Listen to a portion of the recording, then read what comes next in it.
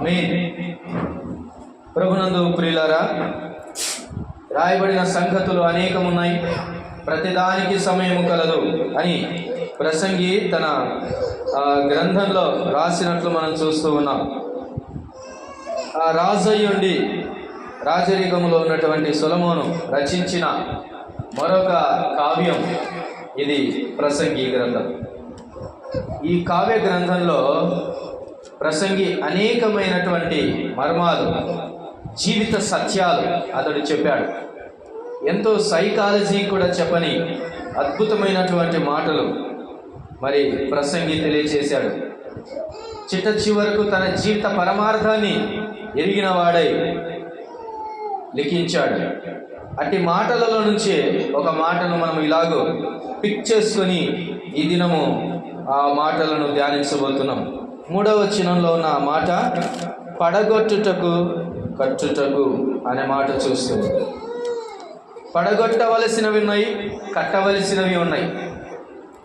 కట్టాల్సిన సమయం వచ్చినప్పుడు కట్టాలి, పడగొట్టాల్సిన సమయం వచ్చినప్పుడు పడగొట్టాలి.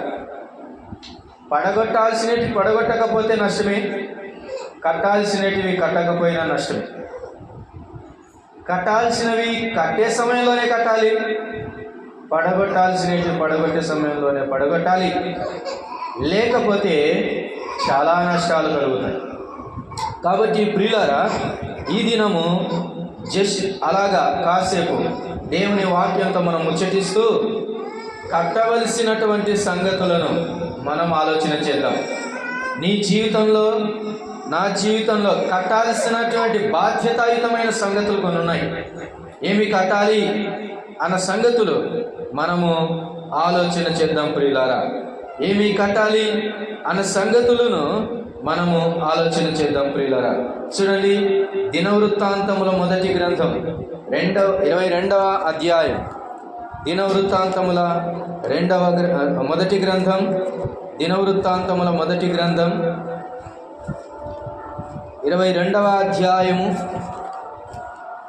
దినవృత్తాంతముల మొదటి గ్రంథం 22వ అధ్యాయము 19వ వచనం చదువుకుందాం. చూడండి, కావున హృదయపూర్వకముగా మీ దేవుడైన యెహోవాను వెదుకుటకు మీ మనస్సులు దృఢపరచుకొని ఆయన నిబంధన మందసమును దేవునికి ప్రతిష్ఠితమైన ఉపకరణములను ఆయన నామము కొరకు కట్టబడు ఆ మందిరములోనికి చేర్చుటకై మీరు పూనుకొని దేవుడైన యెహోవా పరిశుద్ధ స్థలమును కట్టుడి. ప్రతి క్రైస్తవుని బాధ్యత పరిశుద్ధ స్థలమును కట్టుట. పరిశుద్ధ స్థలము అన్నాడు, అది ఫిజికల్ కన్స్ట్రక్షన్ గా కనపడుతుంది. కానీ ఈనాటి పరిశుద్ధ స్థలము అనగా అది దేవుని సంఘము అన్న సంగతి నువ్వు గుర్తుపెట్టుకోవాలి. దేవుని పరిశుద్ధ స్థలము కట్టే బాధ్యత దేవుని పిల్లలైన వారందరిది అనే మాటను జ్ఞాపకం చేసుకోవాలి. దేవుని పరిశుద్ధ స్థలములో దేవుని పరిశుద్ధులు కూడుకొనుటకు అది దేవుని స్థలమై ఉన్నది. అనగా దేవుని ప్రజలమైన సంఘము కట్టడం మన బాధ్యత. కాబట్టి ప్రియులారా, దీని కొరకు నీ హృదయాన్ని సిద్ధపరచుకో అని అంటున్నాడు. It's our responsibility. దేవుని మందిరాన్ని కట్టడం ఇది మన బాధ్యత అని దేవుడు తెలియజేస్తూ ఉన్నాడు. దేవుని పరిశుద్ధ స్థలమును కట్టడానికి ఎలా సిద్ధపడాలంటే చూడండి, కావున హృదయపూర్వకం మీ దేవుడైన యెహోవాను వెతుకుటకు మీ మనస్సును దృఢపరచుకొని ఆయన నిబంధన మందసమును దేవునికి ప్రతిష్ఠితమైన ఉపకరణములను ఆయన నామము కొరకు కట్టబడు ఆ మందిరంలోనికి చేర్చుటకై ఆ మందిరం కట్టబడటానికి మీరు పూనుకోవాలి. కట్టుడి అనే బాధ్యత ఎవరికి ఇచ్చాడు? మనకి ఇచ్చాడు. కట్టాల్సిన బాధ్యత మనది, ఆశీర్వదించాల్సిన బాధ్యత ఆయనది. దానిలో ఉపకరణాలు చేర్చబడాలి, దానిలోనికి దేవుని మందిరం చేర్చబడాలి, దానిలోనికి దేవునికి సంబంధించిన ప్రతిదీ అక్కడ చేర్చబడాలి. అనగా దేవుని పరిశుద్ధ స్థలము కట్టుడి. ఈ మాట నీకు దేవుడు సెలవిస్తుంటుండగా ఇది నీ బాధ్యత అనే విషయాన్ని హృదయానికి ఇచ్చారనేమో. నిర్గమాకాండం 25వ అధ్యాయం 8వ వచన భాగాన్ని చూడండి. నిర్గమాకాండం 25వ అధ్యాయము 8వ వచనం.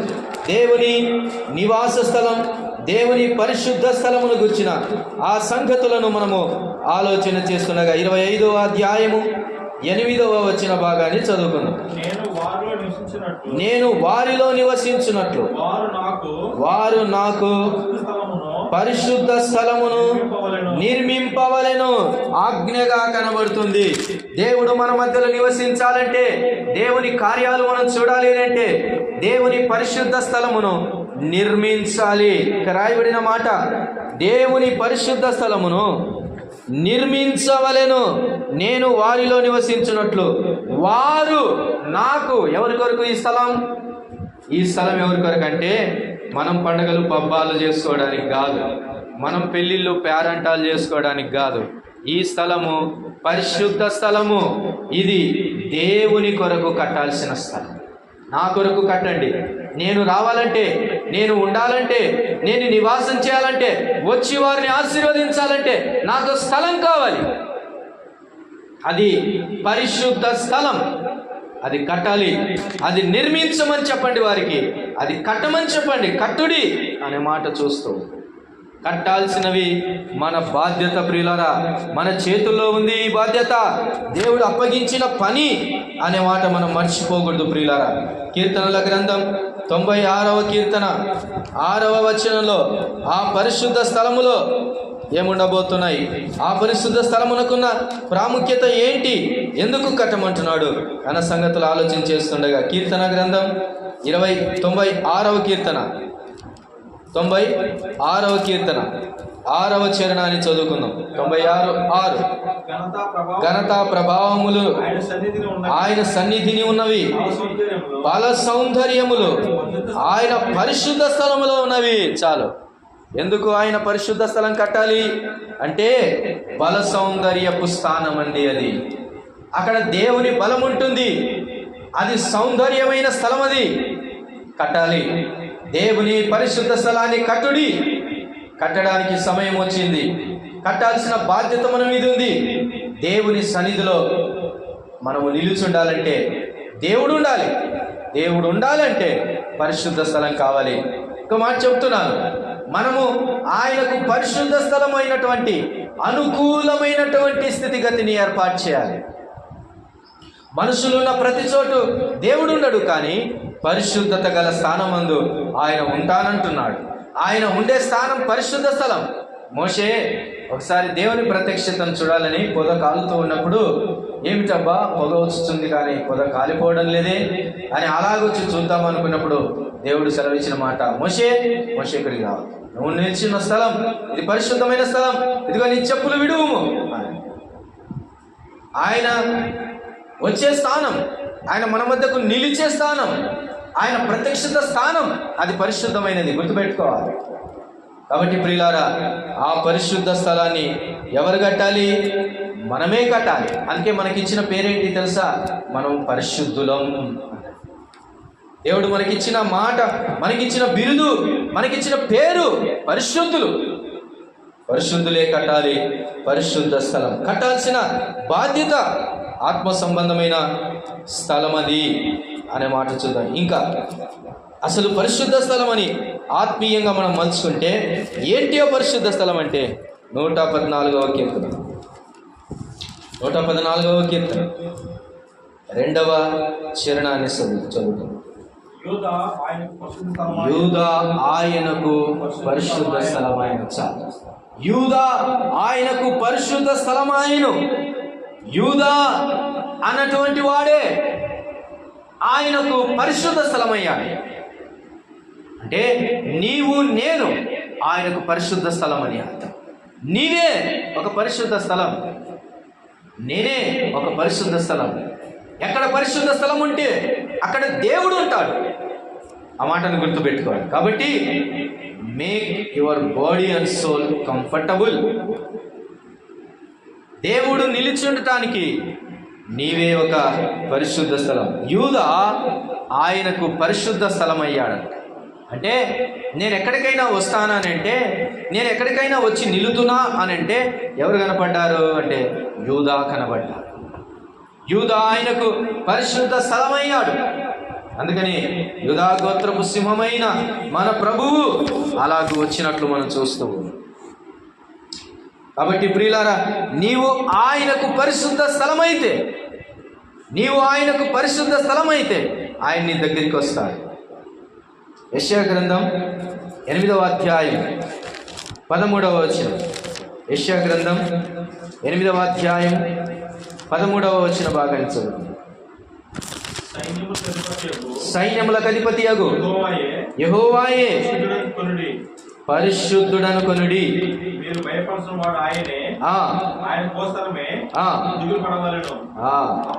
అప్పుడు ఆయన మీకు పరిశుద్ధ స్థలముగా ఉండును. చూసారా, ఆయనకు మనము పరిశుద్ధ స్థలం, మనము ఆయనకు పరిశుద్ధ స్థలం అయితే ఆయన మనకు పరిశుద్ధ స్థలం అవుతాడు. అది ఎప్పుడు మనము ఆయనకు పరిశుద్ధ స్థలమై. అందుకని సైన్యములకు అధిపతియగు యెహోవాయే పరిశుద్ధుడు, భయపడవలసినటువంటి వాడు ఆయనే, ఆయన కోసమే దిగులు పడండి. అప్పుడు ఆయన మీకేమవుతాడంట? పరిశుద్ధ స్థలముగా ఉండును. ఆయన పరిశుద్ధ స్థలమును కట్టే బాధ్యత నీది, నాది. అనగా నీవే పరిశుద్ధ స్థలమైనప్పుడు నిన్ను నీవు కట్టుకోవాలి మొదట అన్న సంగతి మర్చిపో. ఎవరికి వారు పరిశుద్ధమైన స్థలముగా కట్టబడితే అట్టి పరిశుద్ధ స్థలముల సముదాయమే దేవుని పరిశుద్ధ సంఘం. పరిశుద్ధ సంఘం. నీవొక పరిశుద్ధమైనటువంటి పాత్రవు, నేనొక పరిశుద్ధమైన పాత్రను, ఇంకొకరు పరిశుద్ధమైన పాత్రలు, ఇలాగ పరిశుద్ధ స్థానములన్నిటినీ సమకూరిస్తే ప్రతి స్క్వేర్ ఫీట్ కలిస్తేనే కొన్ని సెక్టార్లు మనకు దొరుకుతుంది. ఆ భూమిని అంతటిని కలిపి మనది అంటాం. ప్రతి స్థల భాగము ఒకే రీతిగా ఉంటేనే మనం ఇల్లు కట్టుకోగలం. అలాగే ప్రభునందు ప్రియులారా, పరిశుద్ధ స్థలం అనగా నీవే అన్న విషయాన్ని నువ్వు మర్చిపో. నీవే ఆయనకు పరిశుద్ధ స్థలం. అంటే ఆ ప్రభు వచ్చి ఎవరితోనైనా ఉండాలంటే, ఎవరి దగ్గరైనా ఉండాలనుకుంటే, ఎక్కడికైనా రావాలనుకుంటే పరిశుద్ధులు ఎక్కడికుంటే అక్కడికి వస్తాడండి. అది విషయం. అందుకని ఎక్కడ 2-3 కూడి నా నామమున ప్రార్థన చేదురో వారి మధ్యలో నేను ఉంటానని, అది అక్కడే ఉంటాడు. కానీ ఇంకెక్కడ ఉండడు. ఎక్కడ ఉండటానికి ఇష్టపడతాడు ఆయన అంటే పరిశుద్ధుల గుంపులో ఉండటానికి ఇష్టపడతాడు. అట్టి గుంపును కట్టే బాధ్యత నీది, నాది. నీది, నాది. ఏం కడదాం? పరిశుద్ధ స్థలమును కడుదాం. రండి, 2వ మాటను నేను చూపిస్తాను. నెహెమ్యా గ్రంథం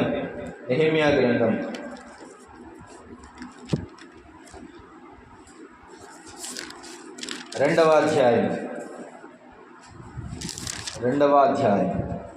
17వ వచ్చిన భాగాన్ని చదువుతాం. 2వ అధ్యాయం 17వ వచనం. నెహెమ్యా గ్రంథం చూడండి. అయితే వారితో నేను ఇట్లాంటిని, మనకు కలిగిన శ్రమ మీకు తెలిసే ఉన్నది.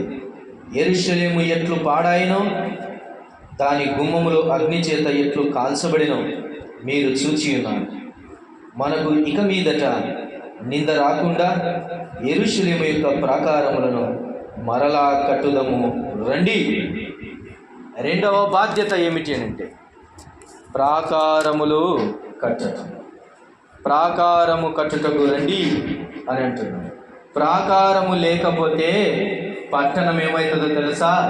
శత్రువు చేత దాడి చేయబడి. ప్రాకారము లేకపోతే ప్రతి చిన్నరాజు పెద్దరాజు ఆ పట్టణాన్ని నాశనం చేస్తాడు. ప్రాకారము లేక అది పాడై కాల్చబడినటువంటి రీతిగా యెరూషలేము కనపడుతుంది. మొదట కారణము ప్రాకారములు పడిపోయాయి. ప్రాకారములు పడిపోయాయి. దాడి మీదికి వచ్చింది. పట్టణం మీదికి అగ్ని వేశారు, కాల్చబడింది. చెరపట్టుకొని పోయారు, ఈడ్చుకొని పోయారు. నిర్మానుష్యంగా మారిపోయింది పట్టణం. ఆ పట్టణమును గురించి, ఆ పట్టణ పరిస్థితిని గురించి విలపిస్తున్నాడు ఒక ప్రవక్త. ఇర్మియా ప్రవక్త ఇలాగూ విలాప వాక్యములు రాస్తూ ఇలాగ విలపిస్తున్నాడు. చూడండి, విలాప వాక్యముల గ్రంథం 1వ అధ్యాయం, విలాప వాక్యముల గ్రంథం 1వ అధ్యాయం 1వ వచనాన్ని చదువుకుందాం. చూడండి, జనభరితమైన పట్టణము ఎట్లు ఏకాకి ఆయి, దుఃఖాక్రాంతమాయను, అది విధవరాలి వంటిదాయను. అన్య జనులలో ఘనతకెక్కినది, సంస్థానములలో రాజకుమార్తె అయినది. ఎట్లు పన్ను చెల్లించినది అయిపోయేది. రాత్రి యందు అది బహుగా ఏడ్చుచున్నది, కన్నీరు దాని చెంపల మీద కారుచున్నది. దాని విటకాండ్రందరిలో దాన్ని ఓదార్చువాడు ఒకడును లేడు. దాని చెలికాండ్రందరూ దాన్ని మోసపుచ్చిరి, వారు దానికి శత్రువులై. యూదా బాధనుంది, దాసురాలై చెరలోనికి పోయి ఉన్నది. అన్య జనులలో నివసించుచున్నది, విశ్రాంతి నొందకపోయినే. దాని తరము వారందరూ ఇరుకు చోట్ల దాన్ని కలుసుకుందరు. చాలు ప్రియులారా, ఇలాగ చదువుకుంటూ పోతే ఆ పట్టణమును గురించినటువంటి ప్రలాపం, విలాపం. జనభరితమైన ఆ పట్టణం ఎట్లు ఏకాకి అయిపోయింది. ఎందుకు దీనికి ఇంత గతి పట్టింది? కారణం ప్రియులారా, ఆత్మ సంబంధమైన ప్రాకారములు మొదట పడిపోయాయి. ఆ తరువాత కట్టబడిన ప్రాకారములు ధ్వంసమయ్యాయి. పట్టణము కాల్చబడింది. దానిలో ఉన్నవారు చెరపట్టబడి ఉన్నారు. ఇక్కడ ఆత్మ సంబంధమైన రీతిగా పోల్చుకొని చదువుకుంటే ఎన్నో పాఠాలు మనకు అర్థమైపోతాయి. 2వ వచనంలో మధ్య భాగంలో చెడికాండ్రందరూ దాన్ని మోసపుచ్చిరి అని చూస్తాం. 3వ వచనంలో యూదా బాధ నుండి దాసురాయలాయ. యజమానులుగా ఉండాల్సిన వారు దాసులవుతున్నారు. చలామణి చేయాల్సిన వారు చెరలోనికి పోతున్నారు. క్షేమంగా నివసించాల్సిన వారు క్షీణించిపోతున్నారు, బాధ నొందుతున్నారు. నాట్యము పోయింది, కన్నీరు వచ్చింది. కారణం ప్రాకారములు పడిపోయాయి. సామెతల గ్రంథం ప్రాకార ప్రాముఖ్యత ఏమిటి?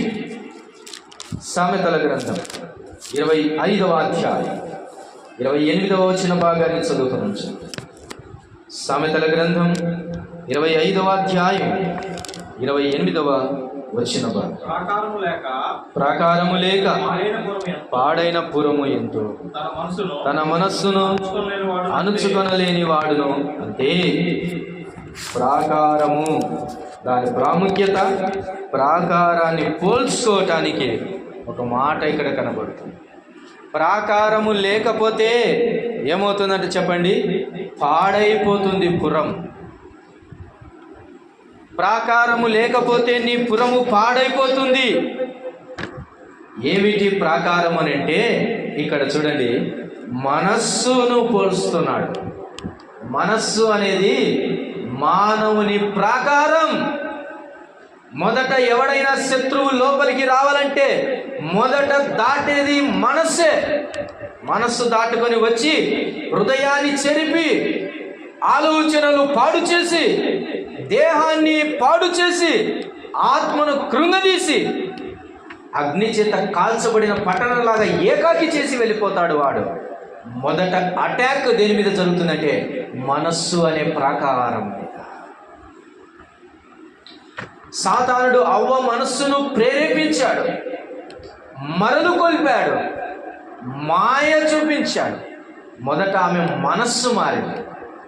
దేవుని ఎడల ఉన్న తన మనస్సు అటువైపు తిరిగింది, చెదిరిపోయింది, చెరిపివేయబడింది. సాతాను చేత చెరిపివేయబడింది. మనస్సు అనే ప్రాకారం నీ జీవితంలో సరిగా లేకపోతే నీ మీద దాడి జరుగుతుంది. ఏకాకి జీవితం అనుభవించాల్సి వస్తుంది లాస్ట్కి. చాలామంది జీవితాలను చూస్తున్నప్పుడు, వారి సాక్ష్యాలు చెబుతున్నప్పుడు వారి అంతర్గత భావాన్ని, వారి బాధలు తెలియచేస్తున్నప్పుడు కారణం ఏంటంటే మనస్సు చెడిపోయినదే. మొదట మనస్సు అనే ప్రాకారం చెడిపోయింది.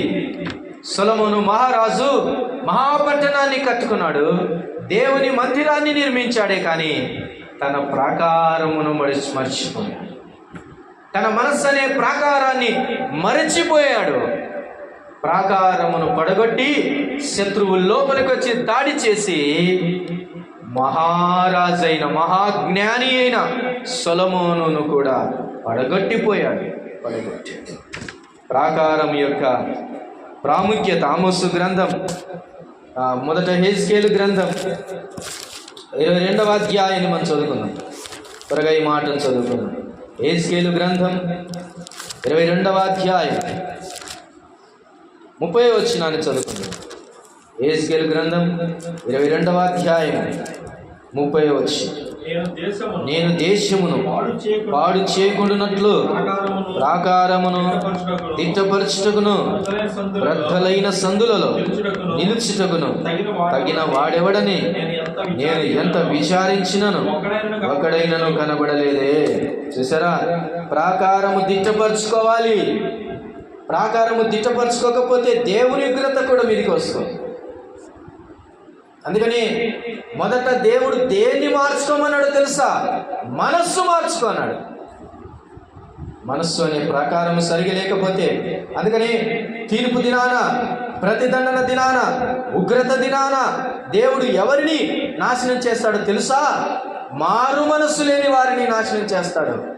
మారు మనస్సు దిట్టపరచని ప్రాకారం అది, గట్టిగా లేని ప్రాకారం అది, కడద్రోయబడిన ప్రాకారం అది. అందుకని నెహెమ్యా గ్రంథంలో అంటాడు, రండి మరలా కట్టుదాము అని అంటున్నాడు. ఏం కట్టుకోవాలి? ప్రాకారములు కట్టుకుందాము రండి అని. ఆమోసు గ్రంథం 1వ అధ్యాయం 7వ వచనం. ఆమోసు గ్రంథం ప్రాకారము లేని పట్టణాల గతి. ఆమోసు గ్రంథం 1వ అధ్యాయం 7వ వచనాన్ని చూడండి. గాజా యొక్క ప్రాకారము మీద నేను అగ్ని వేసేది, అది వారి నగరులను దహించి వేయును. అష్డోదులో 10వ వచనాన్ని చదువుకుందాం. నేను తూరు ప్రాకారము మీద అగ్ని వేసేదను, అది దాని నగరులను దహించి వేసాను. 14వ వచనాన్ని చదువుకుందాం. రబ్బా యొక్క ప్రాకారము మీద నేను అగ్ని రాజుపెట్టుదును, రణకేకలతోను సుడిగాలి వీచినప్పుడు కలుగు ప్రళయము వలెను అది దాని నగరుల మీదికి వచ్చి వాటిని దహించి వేయను. ప్రియులారా, ప్రాకారములు కాల్చివేయబడే దినాలు వస్తాయి. దేవుని మహోగ్రత దినం అది. అందుకని నీ మనస్సు అనేటటువంటి ప్రాకారాన్ని గట్టిపరుచుకో, బాగుపరుచుకో అని అంటున్నాడు ప్రభునందు. ప్రియులారా, మన ప్రాకారము మనసే, దాన్ని దిట్టపరచుకోవాలి. దిట్టపరచుకుంటే ప్రభువే నీకు ప్రాకారముగా నిలబడతాడు అన్నాడు. జకర్యా గ్రంథం 2వ అధ్యాయం, జకర్యా గ్రంథం 2వ అధ్యాయం 5వ వచనాన్ని చదువుకుంటాను. నేను దాని చుట్టూ అగ్ని ప్రాకారముగా ఉందును, నేను దాని మధ్యన నివాసినై మహిమకు కారణముగా ఉందును. ఇదే యెహోవా వాక్కు. నీ మనస్సు నా మనస్సు నమ్మడానికి లేదు. నమ్మలేని మన మనస్సులకు దేవుడే ప్రాకారముగా ఉండటానికి, మన ప్రాకారములు దేవుడే అయి ఉండటానికి ఆయన ఇష్టపడుతున్నాడు. నేను దానికి ప్రాకారముగా ఉందును అంటున్నాడు. కాబట్టి ఈరోజు ఈ మాటలు వింటుండగా ప్రియమైన దేవుని వారు, దేవుడే మనకు ప్రాకారంగా ఉంటుండగా మన ప్రాకారములను ఆయన కొరకు దిట్టపరుచుకుందాం, ఆయన కొరకు మనము బాగు చేసుకుందాం. మీకా గ్రంథం 7వ అధ్యాయం 11వ వచనంలో చూసినట్లయితే ఈ ప్రాకారములు అనగా ప్రాకారములను కొన్నిసార్లు గోడలు అని కూడా మనం పిలుస్తాం. ప్రియులారా, 7వ అధ్యాయం 11వ వచనం. నీ గోడలు మరలా కట్టించు దినము వచ్చుచున్నది, అప్పుడు నీ సరిహద్దు విశాలపరచబడును. మరలా నీ గోడలు, నీ ప్రాకారములు ఏం చేసుకోవాలంట? బాగుపరచుకోవాలి. ఏం కట్టుకోవాలి? దేవుని పరిశుద్ధ స్థలాన్ని కట్టుకోవాలి. అది నీవు నేనే అన్న సంగతి. రెండవది, నా ప్రాకారాలు కట్టుకోవాలి. అది మనస్సు అనేది ప్రాకారమై ఉన్నది. దేవుని కొరకు అట్టి ప్రాకారము కట్టుకోవాలి. కట్టుకునేటువంటి సమయము వచ్చింది, కట్టుటకు సమయము వచ్చింది, పడగొట్టుటకు సమయం ఉంది అని చూస్తున్నాం. కట్టుటకు సమయం వచ్చింది కాబట్టి నీవు నీ ప్రాకారమును కట్టుకోవాలి. మూడవ మాటను నేను దాటి వెళ్తున్నాను, చూస్తున్నాను చూడండి. సామెతల గ్రంథం 14వ అధ్యాయం మొదటి వచనం. కట్టాల్సిన మూడవది మన బాధ్యత. మన బాధ్యత ఇది. మరిచిపోకూడదు. మన బాధ్యతలో కట్టుకోవాల్సిన సమయంలో కట్టుకోవాలి, లేకపోతే పడగొట్టాల్సిన సమయం వస్తుంది. జ్ఞానవంతురాలు తన ఇల్లు కట్టును, మూడు రాళ్ళు తన చేతులతో తన ఇల్లు ఊడబెరుకును. ఇలా కట్టాల్సినది మూడవది ఏమిటి అంటే మన ఇల్లు కట్టుకోవాలి. మన ఇల్లు కట్టుకోవాలి. ఈ లోకపు ఇల్లులు కరెక్టే, కట్టుకోండి. మంచి ఇల్లులు కట్టుకోండి, మంచిగా ఉండండి. కానీ ఈ లోకములో ఇల్లు కట్టాల్సడానికి అవసరమైనది ఏమిటంటే జ్ఞానం అని చూస్తుంది. జ్ఞానం. కాబట్టి ఇల్లు కట్టుకోవాలి. ఇల్లు రకరకాల ఇల్లులు కడతారు. దైవ గ్రంథంలో చాలా ఇల్లులు ఉన్నాయి. నీతిమంతుని ఇల్లులు ఉన్నాయి, భక్తిహీనుల ఇల్లులు ఉన్నాయి, దుష్టుల ఇల్లులు ఉన్నాయి, గర్విష్ఠుల ఇల్లులు ఉన్నాయి. అయితే నీ ఇల్లు ఏంటిది? ఎలాంటి ఇల్లు కట్టుతున్నావు? మత్తయి సువార్తలో మనకు తెలుసు కదా, ఒకడు బండ మీద ఇల్లు కట్టాడు, ఇంకొకడు ఇసుక మీద ఇల్లు కట్టాడు. ఎలాంటి వాటి మీద ఇల్లు కడుతున్నాం? తెలియకుండానే బేస్ చూసుకోకుండా కట్టేసుకుంటుంటాం. కొన్నిసార్లు హడావుడి జీవితంలో బేస్ మర్చిపోతుంటాం. మన బేస్ మర్చిపోతే కష్టం. ప్రభునందు ప్రియులారా, చూడండి, మొదట ఏం చేయాలి అంటే ఒక మాట చూడండి. లూకాసు వార్తలో 17వ అధ్యాయం, లూకాసు వార్త 17వ అధ్యాయం 28వ వచనం, 17:28 వచనం. లోతు దినములలో జనులు తినుచు తాగుచు కొనుచు అమ్ముచు వారు నాటుచు ఇల్లు కట్టుచు నుండిరి. చాలు. కట్టాల్సిందే. మొదటి కట్టక ఇల్లు కట్టుకోవడమే కట్టడం అని అనుకుంటూ కట్టాల్సిన దినాలు వస్తున్నాయని ఈ లోకం కట్టుకుంటూ వెళ్తుంది. గాలి మేడలు కడుతుంది. ఎక్కడ చూడు అపార్ట్మెంట్స్ ప్రతి చోట. ఇప్పుడు వస్తూ ఉంటే మార్నింగ్ ఏదో పని మీద వెళ్తే బయటికి వస్తూ ఉన్నప్పుడు ఫైండ్ యువర్ లగ్జరియస్ రూమ్ అని ఏం రాసిపడింది? ఓ ప్లాట్ వాళ్ళు నిర్మిస్తున్నారు. Find your luxurious place. నీ విలాసవంతమైనటువంటి నీ రూమ్ను కనుక్కో అని అంటున్నారు. అని కడుతున్నారు, పెద్ద భారీగా కడుతూ ఉన్నారు. కట్టడం అది కాదు. కాబట్టి ప్రియులారా, ఆత్మ సంబంధమైన ఇల్లు మనం కట్టుకోవాలి. ఈ ఇల్లు కట్టడానికి మొదట పునాది ఉండాలి. మొదట వేయాల్సిన రాయి వేయాలి. చూడండి, చాలాసార్లు మనం ఇల్లు కట్టేటప్పుడు చిన్నగా కొంచెం తవ్వి ఒక రాయి వేస్తాం. రాయి వేసి అక్కడి నుంచి ఇల్లు కట్టుకోవడానికి ప్రార్థన పూర్వకంగా ముందుకు వెళ్తూ ఉంటాం. వేయాల్సిన రాయి మొదట వేయాలి. అపోస్తల కార్యముల గ్రంథంలో 4వ అధ్యాయము 11వ వచనంలో చూసినట్లయితే, అపోస్తల కార్యముల గ్రంథం 4వ అధ్యాయం 11వ వచనాన్ని చూడండి. ఇల్లు కట్టువారైన మీరు తృణీకరించిన రాయి ఆయనే, ఆ రాయి మూలకు తలరాయి. ఇల్లు కట్టేవారు మర్చిపోయారు ఒక రాయిని. నువ్వు ఇల్లు కడుతున్నావా? నీ కుటుంబం అనే ఇల్లు కడుతున్నావా? నువ్వు ఒక రాయి మర్చిపోతే చాలా కష్టం. ఆ రాయి ఆయనే అని. నీ ఇంటిని క్రీస్తు అనేటువంటి ఆ రాయి పునాది మీద నువ్వు కట్టాలి. అప్పుడే నీ ఇల్లు నిలబడుతుంది. నీ ఇల్లు నిలబడాలి అంటే ఏ రాయిని మర్చిపోకూడదంట. వీరు దేన్ని తృణీకరించారంటే ఈ ఇల్లు కట్టువారైన మీరు తృణీకరించిన రాయి. చాలా కుటుంబాలు క్రీస్తును తృణీకరిస్తూ బ్రతుకుతూ ఉన్నాయి. చాలా కుటుంబాలు క్రీస్తు ఆజ్ఞలను తృణీకరించి బ్రతుకుతున్నాయి. అన్నీ సమకూర్చుకుంటున్నారు కానీ ప్రార్థన ఉండదు. అన్ని డ్యూటీలు అన్ని పర్ఫెక్ట్గా చేసేస్తాం కానీ ప్రార్థన ఉండదు. తృణీకారం కాదా ఇది? దేవుని తృణీకరించి బ్రతకడం కాదా ఇది? తృణీకరించబడిన రాయి ఆయనను మీరు తృణీకరిస్తున్నారని అంటున్నాడు. ఎట్లా తృణీకరిస్తున్నాం? వారాంతటిలో దేవుడు మనల్ని కాల్చి కాపాడితే ఆదివారాన ఆ రాయి దగ్గరికి రావాల్సిన మనము తృణీకరిస్తే ఎలా? ఒక రాయి తలగడగా చేసుకొని పడుకుంటే ఆకాశం నుంచి మరి ఆ నిచ్చెన కనబడిన ఆ స్థానంలో రాయిని మర్చిపోలే యాకోబు. ఆ రాయి మీద నూనె పోశాడు. ఆ రాయినే మర్చిపోలేదు. సజీవమైన ఈ రాయిని నువ్వెట్లా మర్చిపోతున్నావు? ఒక మాట ఇలా చెప్తాను, నీవు ఆయన్ను మరిస్తే ఏం కాలేదులే అనుకుంటున్నావు మేము. ఒకవేళ ఆయన నిన్ను మరిస్తే తృణీకరించొద్దు ఆయనను. నీ కుటుంబంలో తృణీకరించొద్దు, నీ వ్యక్తిగతమైన జీవితంలో తృణీకరించొద్దు, నీ సంఘ జీవితంలో కూడా ఆయనను తృణీకరించవద్దు. ఆయనను తృణీకరించిన ఏ సంఘము నిలబడదు, ఆయనను తృణీకరించిన ఏ కుటుంబం నిలబడదు, ఆయనను తృణీకరించిన ఏ వ్యక్తి నిలబడడు. బుద్ధిహీనురాలు 3 రాలంట తన ఇల్లు ఊడబెరుకును అంటే దాని అర్థం ఏంటి తెలుసా? క్రీస్తును మర్చిపోతుంది ఆమె. మొదట క్రీస్తు అనేటువంటి ఆ మూలరాయిని మర్చిపోతుంది. మొదట ఇళ్ళల్లా కదిలిపోతుంది. తృణీకరించిన రాయిగా ఆయన కనబడుతున్నాడు.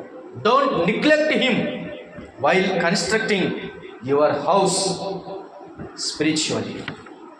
కాబట్టి ఇల్లు కట్టే బాధ్యత నీది నాది అనే మాట లూకా సువార్త 6వ అధ్యాయం 48వ వచనం. లూకా సువార్త 6వ అధ్యాయం 48వ వచనం. లూకా సువార్త 6వ అధ్యాయం 48వ వచనం. వాడు ఇల్లు కట్టవలెనని లోతుగా త్రవి బండ మీద పునాది వేసిన వాని పోలియుండును చాలు. ఇల్లు కట్టడానికి లోతుగా తవ్వండి. ముందు ఇల్లు మొదలు పెట్టినామంటే మన ఆశలు ఎట్లుంటాయి తెలుసా? ఎప్పుడెప్పుడు ఇటు పెద్దగా అయిందా అని చూస్తాం, ఎప్పుడెప్పుడు కంప్లీట్ అయిందా ఇటు చూస్తాం. కాదు, ఇల్లు స్టార్ట్ చేసినప్పుడు మొదట ఇటు చూడాలి. ఎక్కడ చూడాలి? లోతు చూడాలి. బాగుగా లోతుగా త్రవ్వాలి. లోతుగా త్రవ్వడం అంటే ఏమిటి అని అంటే క్రీస్తు అనే బండ, క్రీస్తు అనే రాయి దొరికేంత వరకు త్రవ్వాలి. ఒక సేవకుడు ఒకసారి ప్రసంగం చేస్తున్నప్పుడు ఒక మాట అన్నాడు. అది ఎప్పుడు నా చెవుల్లో ఇంగురమని వినపడుతుంటుంది. ఆ మాట జ్ఞాపకం, ఆ వర్డ్, ఆ మాట ఎంతో హృదయానికి తాకింది. ఇంగ్లీష్లో స్పీకర్ ఇదే మాటను చెబుతూ, dig and dig until you find the rock. త్రవ్వు రాయి కనబడేంత వరకు త్రవ్వు అని. అప్పుడు స్టార్ట్ చేయి కట్టడం అని. అప్పుడే కట్టవద్దు. ప్రభువు అనే క్రీస్తు అనే రాయి కనబడేంత వరకు ముందు త్రవ్వడం నేర్చుకోవాలి. నీళ్ళు నీతిమంతుని ఇల్లుగా కట్టబడాలి అని అంటే కట్టుకోవాలి. అది నీ బాధ్యత. అంతేగాని దుష్టుల ఇల్లు, గర్విష్ఠుల ఇల్లు వలె కట్టకు. బలహీనుల లేదా భక్తిహీనుల ఇల్లు వలె నువ్వు కట్టొద్దు. కానీ ఏ ఇల్లు కట్టాలి? యోహాను సువార్త 2వ అధ్యాయం, యోహాను సువార్త 2వ అధ్యాయం 16వ వచనం. యోహాను సువార్త 2వ అధ్యాయం 16వ వచనం. వీటిని వీటిని తీసుకొని పోండి, నా తండ్రి ఇల్లు. అది ఈ ఇల్లు అనగా దేవుని సంఘం అనేది ప్రభు అయిన యేసు క్రీస్తు అంటున్నాడు, నా తండ్రి ఇల్లు అని అంటున్నాడు. నీ ఇల్లు కట్టుకోవాలి, నీ జీవితం అని ఇల్లు కట్టుకోవాలి. అలాగే సంఘం అనే ఇల్లును కూడా నీవు కట్టాలి. మనమే ఆయన ఇల్లు. హెబ్రీలకు రాసిన పత్రిక 3వ అధ్యాయం, హెబ్రీలకు రాసిన పత్రిక 3వ అధ్యాయం 6వ వచనం. 3వ అధ్యాయం 6వ వచనం. అయితే క్రీస్తు కుమారుడై ఉండి ఆయన ఇంటి మీద నమ్మకముగా ఉన్నాడు. ధైర్యమును, నిరీక్షణ వలన ఉత్సాహమును తుడమట్టుకు శ్రమగా చేపట్టిన ఎడల మనమే ఆయన ఇల్లు. ఎవరు ఆయన ఇల్లు? మనమే ఆయన ఇల్లు. మనమే ఆయన ఇల్లు అని చూస్తుంది. కొరింథీ పత్రిక 1 కొరింథీ 3:9.